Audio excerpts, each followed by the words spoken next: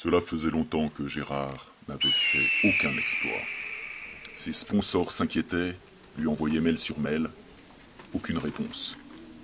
Les collègues s'agitaient, des rumeurs circulaient.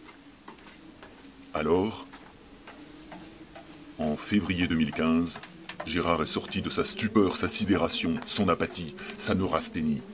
Il a décidé de frapper fort, très fort. Un tir ajusté, central.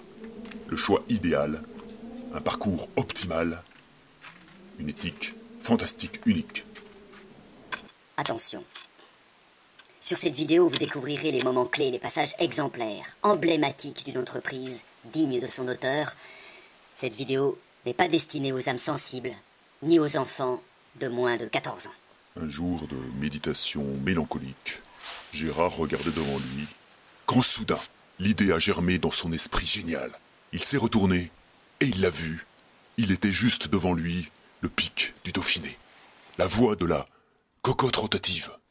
Une directissime en zigzag. Chaussé de ses outils technologiques, Gérard est parti, à un rythme d'enfer.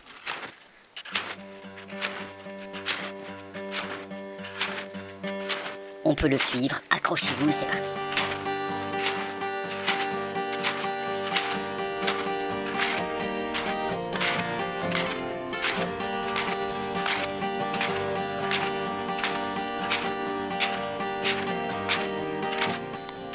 Tiens, on dirait que...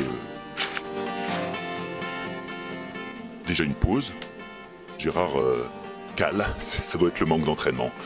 Mais ça va repartir, hein Gérard. On voit ici le camp numéro 2, en pleine paroi, juste au pied du premier grand obstacle, un mur de neige incohérente, d'un danger extrême.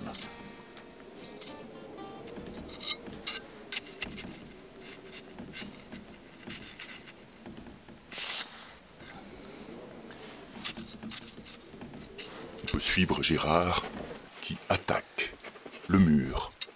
Un engagement exceptionnel. Pour ce mouvement très athlétique, il y met tout son cœur. Bravo Gérard. On s'en doute, une expédition de cette envergure ne peut se réaliser sans problème. La première chute a eu lieu ici. Mais Gérard ne s'est pas démonté, il est reparti avec 3 côtes cassées jusqu'au camp 5. À partir de là, il a fallu poser un rappel selon la technique du piolet et de la corde éjectable.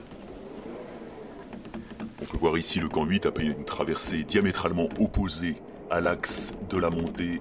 Et nous voici déjà avec Gérard au pied du crux. Écoutez-le. Au pied du mur de glace, surplomb qui est extrêmement difficile. Il va falloir que tu y ailles. Allez, c'est parti. J'y vais.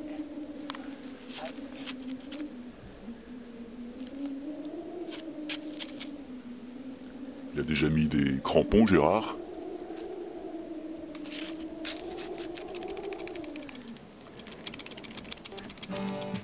Mais non, c'est une technique spéciale, la technique des claquettes, regarde.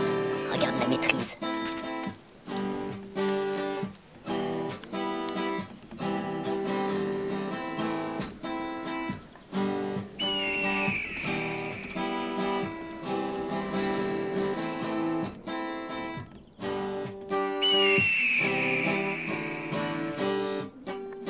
Arrivé sous une paroi infranchissable, Gérard a posé un rappel sur un relais très fragile, sur un piolet éjectable. Et ce fut la chute. Pendant qu'il tombait, il voyait devant lui des formes étranges, arrondies comme des doigts gelés. C'était un véritable cauchemar. L'hélicoptère est arrivé pour le secourir, mais Gérard, malgré ses blessures, a refusé les secours. C'est ainsi qu'il a rejoint le point ultime, juste sous la cocotte rotative, qu'il a réussi à mobiliser. Gérard avait vaincu la voie de la cocotte rotative.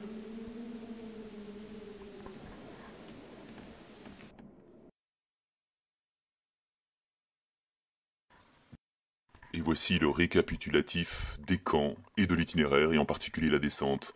On remarque que Gérard avait oublié sa crème solaire, et comme on le voit, il a tout fait pour éviter un coup de soleil qui aurait été désastreux. C'est fini. Vous allez pouvoir dire aux enfants de revenir. C'est la fin. Nostalgie, dépression, Et voilà, tout est tristesse. fini. Gérard, épuisé, déprimé, puisqu'il n'a plus d'objectif devant lui, redescend. Les descentes sont toujours dangereuses, on peut le voir sur ce film, mais il sait qu'il va y parvenir. Il lutte, il tient encore debout, et le voici arrivé à bon port. Merci.